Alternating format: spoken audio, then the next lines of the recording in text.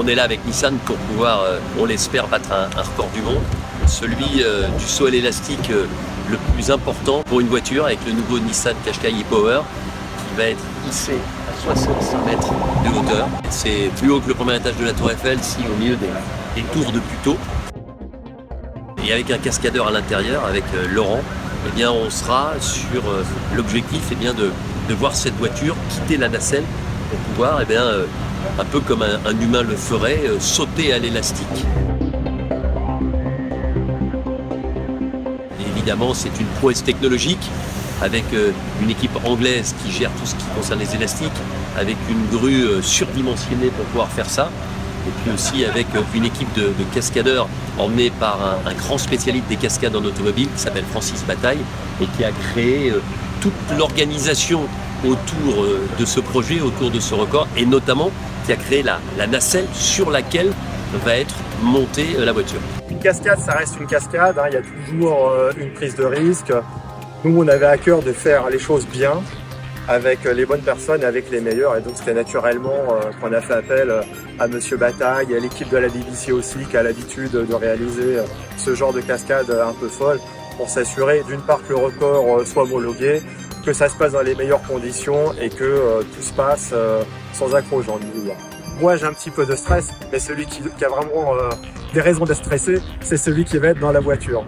Mais quand on lui pose la question, il a l'air parfaitement serein parce qu'il sait qu'il bosse avec des pros. C'est parti d'un appel téléphonique de la production de la BBC. Ils nous ont dit simplement est-ce que vous voulez faire un record du monde? Et puis finalement, on se retrouve un mois et demi après ici à réaliser le record du monde. On a ici Francis Bataille, donc la famille Bataille, pour ceux qui connaissent, c'est des légendes du cinéma parce qu'ils ont une expérience depuis plusieurs générations, depuis le grand-père, voire l'arrière-grand-père.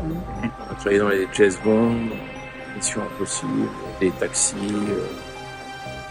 plein d'autres, on en a plein.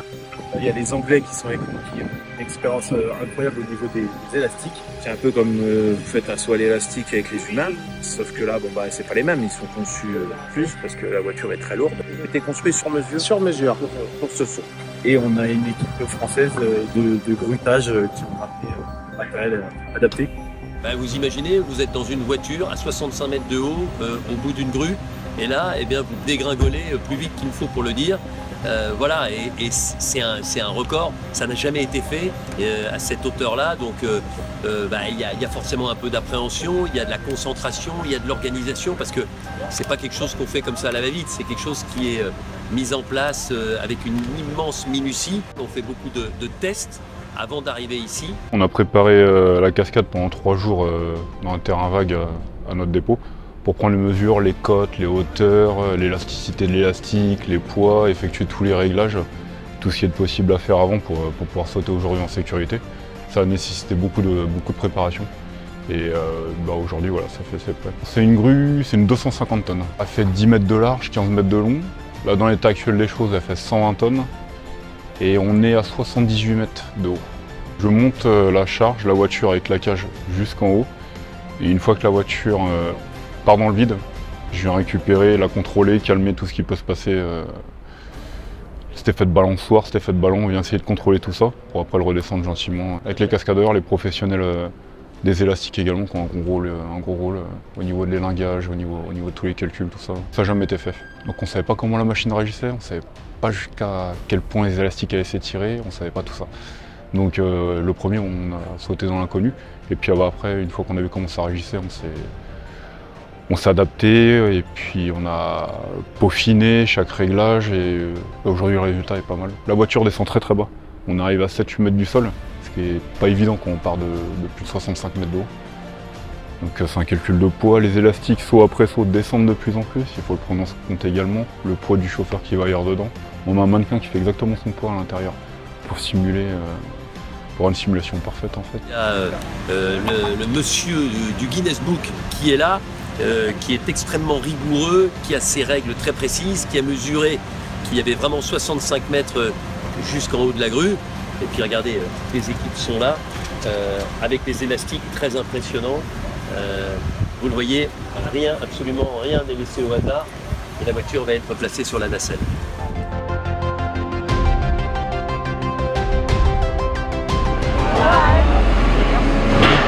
Wow!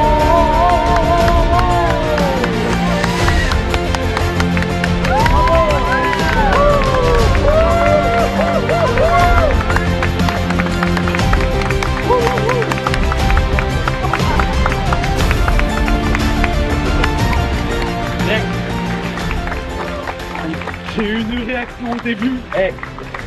Le record du monde, il est là. Hein. Il est là. Mais raconte-moi les sensations. Là, la sensation, elle est incroyable parce qu'en fait, moi, je suis dans mon élément, je suis dans ma voiture, mais en fait, c'est pas moi qui décide. Et on part, et en fait, la première seconde, elle est incroyable. Elle est très dure à vivre parce que tu es libéré. Comme une chute libre. Ah oui, totalement. Et là, après, en fait, c'est que du bonheur. Je vous vois vous rapprocher, vous imaginez même pas. Et puis tu remontes. Ouais, remonter, mais c'est différent. C'est vraiment le lâcher là. En fait, je suis resté tellement longtemps là-haut que je m'étais presque habitué. J'avais l'impression d'être sur la terre ferme. Et là, j'avais oublié, quand on m'a dit 3, 2, 1, go, j'ai fait, mais qu'est-ce qui se passe? J'avais envie de me raccrocher. Est-ce que c'est l'une de tes plus belles expériences de cascadeur? Ouais. Ouais. Sincèrement, ouais. En fait, je suis réellement, pour le coup, je suis sorti de ma zone de confort. Je suis vraiment sorti de ma zone de confort et nous, les cascadeurs mécaniques, dès que ça va au but au-dessus de 10 mètres, c'est pas trop notre démon. Ouais, là, Ça représente quoi par rapport à ta carrière de cascadeur? j'ai toujours voulu être cascadeur et là, concrètement, je pense que ça fait 15 ans que je rêve de réaliser un record. Une fois, quand on m'a proposé ça au téléphone, j'ai même pas réfléchi, j'ai dit oui. Alors qu'encore une fois, je sors de ma zone de confort après. Et ça représente un petit accomplissement quand même. Un vrai accomplissement, c'est ça. Ouais, un vrai accomplissement. Mais je me rends compte là, je reprends mes esprits, je l'arrive à articuler, ça y est. Ah, mais on voit les yeux brillent un peu plus, le visage est un peu moins blanc. Non, c'est pas mal. Félicitations Laurent et félicitations à tous ceux qui ont pris part de près ou de loin Bravo à l'organisation et surtout à la réussite. Et tu vas bien dormir? Je pense qu'on va aller fêter ça.